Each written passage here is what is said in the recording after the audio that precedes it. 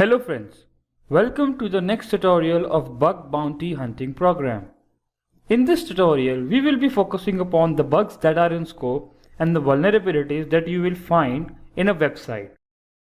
Starting off with an SQL injection, then we have cross-site scripting or XSS, then we have IDOR, that is Insecure Direct Object Reference, then CSRF, that stands for Cross-Site Request Forgery, then we have security misconfiguration, then insecure CORS, that is cross origin resource sharing. Then we'll talk about what is brute forcing, how many types of brute forcing are there, and we'll provide you a demo as well. After that we have URL redirection and then file inclusion. File inclusion has very high severity, as if you are able to find this vulnerability in any website, then you might be able to get a hold of the website or the server as well, on which the site has been hosted.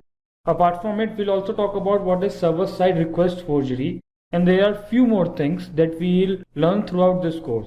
So these are basically all the vulnerabilities and bugs that we will be focusing in this course.